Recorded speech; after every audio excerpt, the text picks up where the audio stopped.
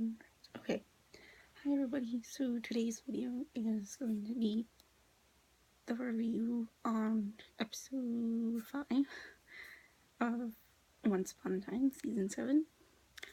I almost forgot what episode number I was on, to be honest. And it was the Tiana-centric episode, kind of, sort of. There was another storyline going on, too, at the same time, with Ivy and Victoria and Ronnie, and then there was a couple of scenes with Rogers. But before I start doing that, I did do the Scottish Highland Games and Celtic Festival and Tucson Comic Con this weekend. I did that yesterday. I didn't really buy anything really cool at the Highland Games. I just bought food. But at Tucson Comic Con, I bought a couple of things. I didn't have a lot of money. I had maybe $50 or so, give or take. But I did find a few things. Most of it is fan-made stuff. So I found this cute bow with Once Upon a Time characters on it. So it's got Snow and Charming. Let's see if can you see him? Rumpelstiltskin. It says Once. There's Regina and Emma right there. You can't really see Emma. That's disappointing for me because she's my favorite character.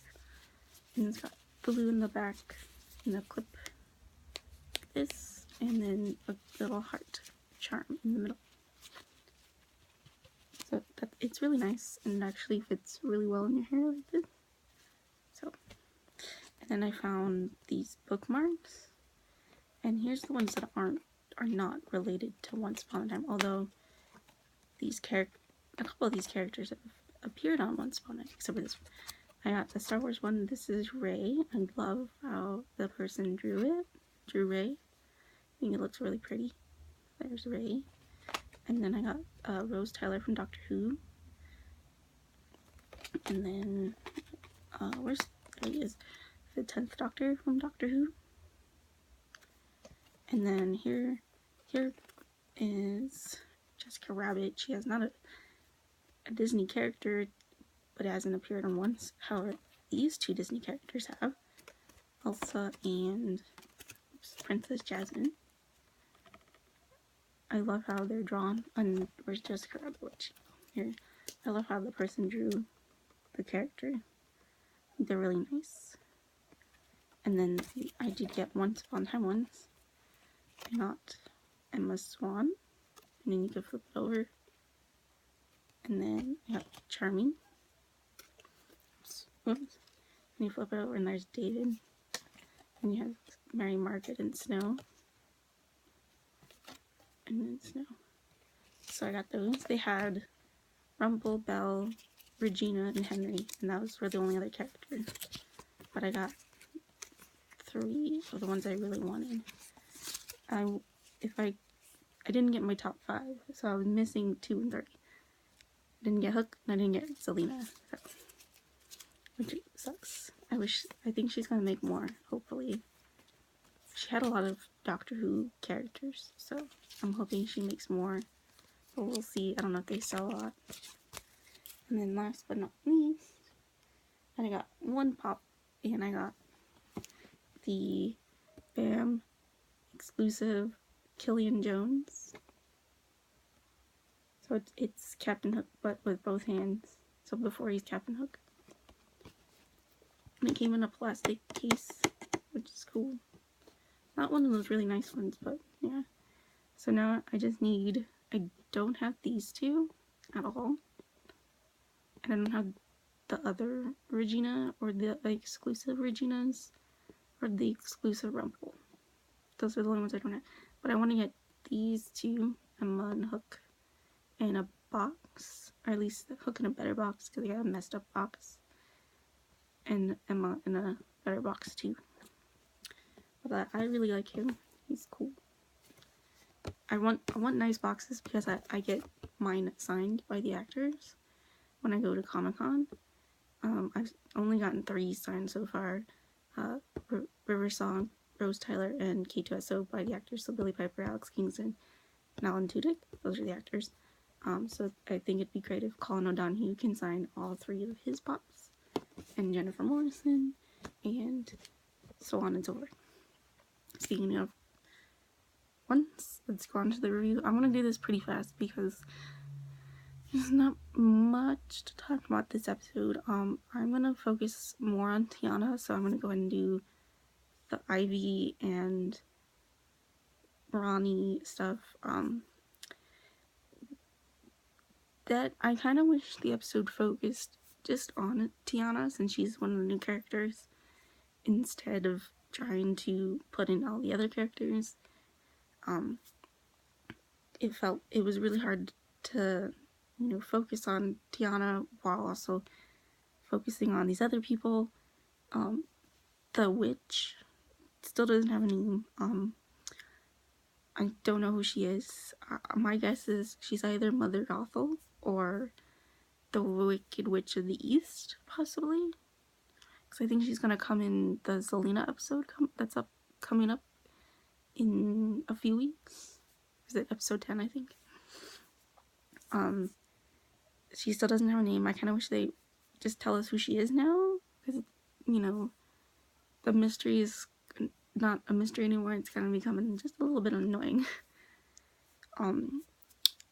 What's really the only really interesting thing about that secondary, or the third storyline, I guess you can say, is learning that Ivy is the one that's awake and possibly the one that cast the curse.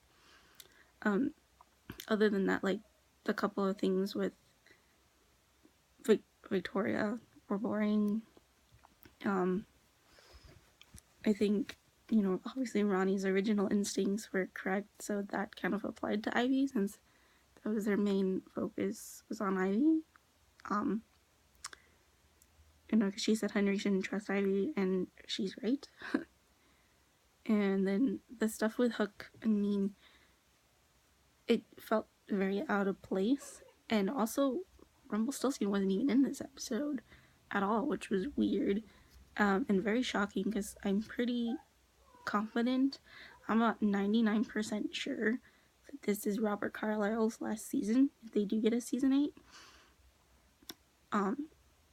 So I am shocked that they're not using him more, because I am confident that at least Lana Parrilla will come back. I'm 99% confident Lana Parrilla will do season 8. Colin O'Donoghue, I'm actually like 70-30. 70 he'll leave, 30 he'll stay.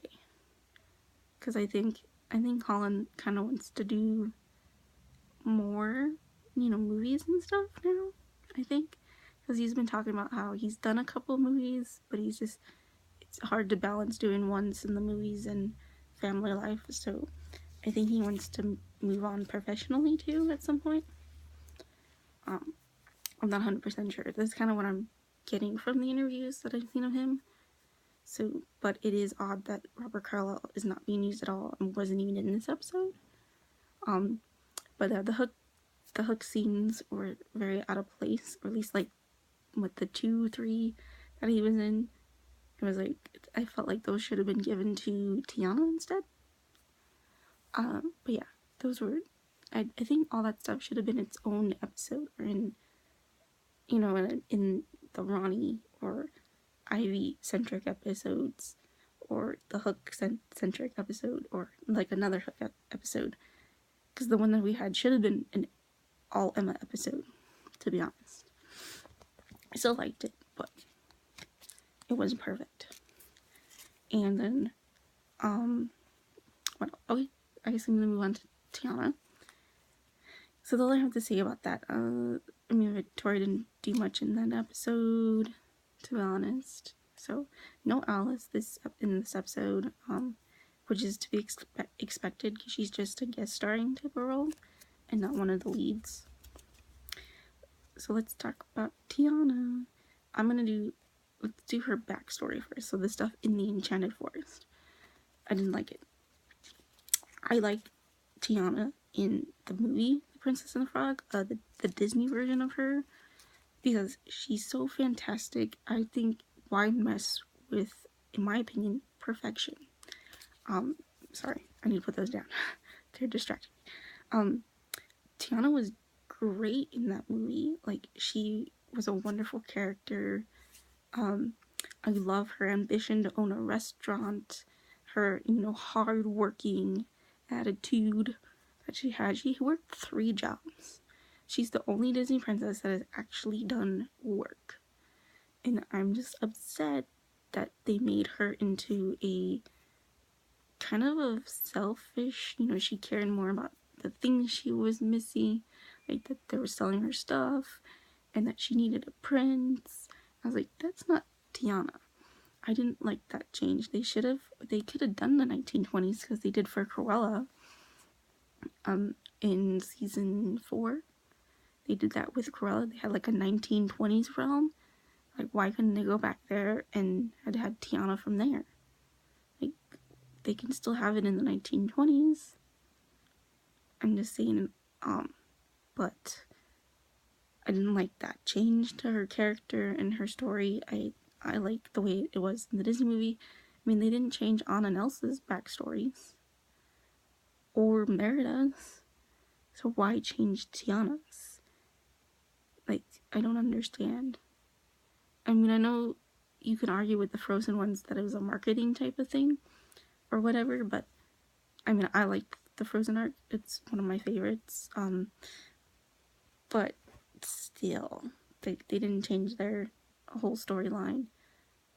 But they really, really, I think, kind of messed with Tiana's a bit too much, in my opinion. Because I think what people loved about Tiana was the way she was in the Disney movie. Why she's so popular. Just saying. However, the one thing I did love is Dr. Facilier. He was great. I do. Someone in another review, someone mentioned that his voice was kind of odd. It is kind of odd. I mean, it's not Keith David, the original man, the guy that did Goliath and Gargoyles. By the way, if you haven't seen Gargoyles, go check it out. It's awesome. It's so cool. It's like 2-3 seasons long. I think it's a cartoon. It's fantastic. But yeah, he did Goliath on that show. I mean, I guess they could have gotten Keith David. He does do live action acting as well. But either way, I think the guy's good. I just think maybe it's just the way he decided to talk, and we'll see if it's any different later on. But it's not going to bother me too much, because I think he did a good job, and I liked him. He looks really cool as Facilier. So I'm excited for him. I wish he was the villain this season instead of Lady Tremaine, because he would have been so cool as the main villain. Because, I mean, it's voodoo magic, and there's so much I think you can do with that. And also, I'm wondering if they're going to get Mama Odie now. That'd be awesome. I wonder who could play Mama Odie. I'll have to think about that. What else? He was good. The frog thing. Prince Marius. I'm so glad he wasn't actually Naveen, because he was boring. I didn't like the actor, but it turned out that he was just a frog turned into a human. I mean, that little bit was cute with the frogs, when they hop into the water to have their happily ever after. That was cute. I enjoyed that. I mean, it wasn't like necessary to the story, I felt like, but it was adorable at the end of the day. 2 little frogs together. But he was boring, the actor. I'm so glad he's not Naveen, who apparently is actually coming in the second half of the season. Thank you.